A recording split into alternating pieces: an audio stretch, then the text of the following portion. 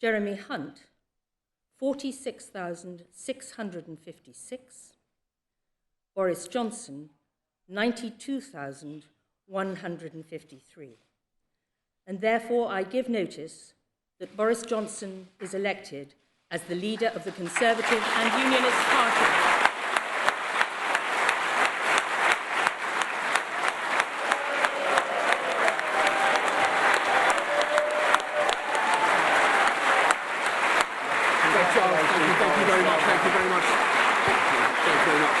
Thank you very much.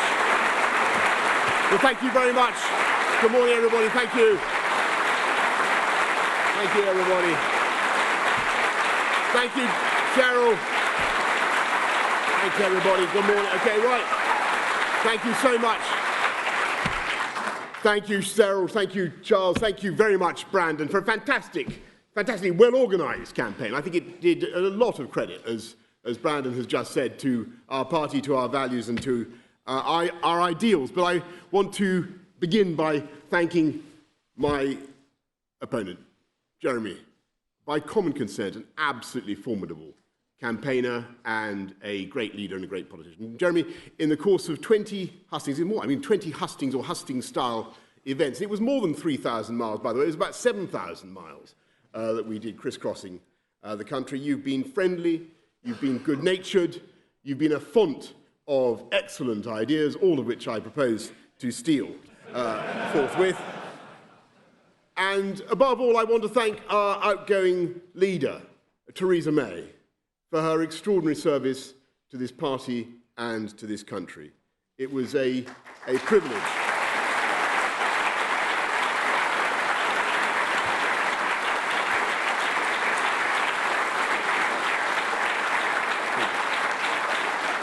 It was a privilege to serve in her cabinet and to see the passion and determination that she brought to the many causes that are her legacy, from equal pay for men and women to tackling the problems of mental health and racial discrimination in the criminal justice system. Thank you, Theresa. Thank you. And I want to thank all of you here today, and obviously everybody in the Conservative Party, for your hard work, for your campaigning, for your public spirit, and obviously for the extraordinary honour and privilege that you have just conferred on me. And I know that there will be people around the place who will question the wisdom of your decision. And there may even be some people here who still wonder quite what they have done. And I would just point out to you that, of course, no one party, no one person has a monopoly of wisdom. But if you look at the history of the last 200 years of this party's existence, you will see that it is we Conservatives who have had the best insights, I think, into human nature, and in the best insights into how to manage the jostling sets of instincts in the human heart. And time and again, it is to us that the people of this country have turned to get that balance right, between the instincts to own your own house, your own home, to earn and spend your own money, to look after your own family, good instincts, proper instincts, noble instincts, and the equally noble instinct to share and to give everyone a fair chance in life, and to look after the poorest and the neediest, and to build a great society. And on the whole, in the last 200 years, it is we Conservatives who have understood best how to encourage those instincts to work together in harmony to promote the good of the whole country.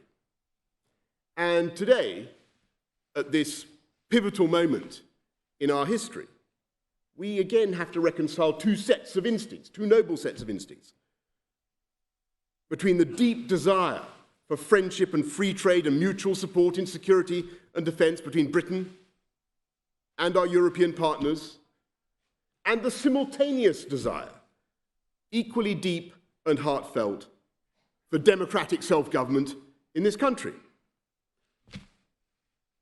And of course, there are some people who say that they're irreconcilable, and it just can't be done. And indeed, I read in my Financial Times this morning, devoted reader that I am, seriously, it's a great British brand, I read in my Financial Times this morning that no incoming leader has ever faced such a daunting set of circumstances, it said. Well, I look at you this morning and I ask myself, do you look daunted? Do you feel daunted? I don't think you look remotely daunted to me. And I think that we know that we can do it, and that the people of this country are trusting in us to do it, and we know that we will do it. And we know the mantra of the campaign that has just gone by. In case you've forgotten it, you probably have.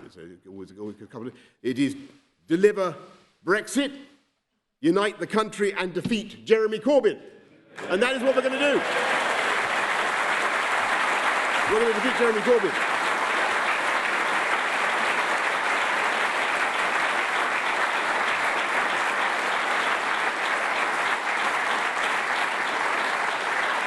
And I know some wag has already pointed out that deliver, unite and defeat was not the perfect acronym for an election campaign, since unfortunately it spells dud.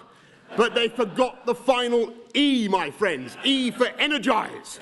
And I say to all the doubters, dude, we are going to energize the country. We're going to get Brexit done on October the 31st. We're going to take advantage of all the opportunities that it will bring in a new spirit of can-do.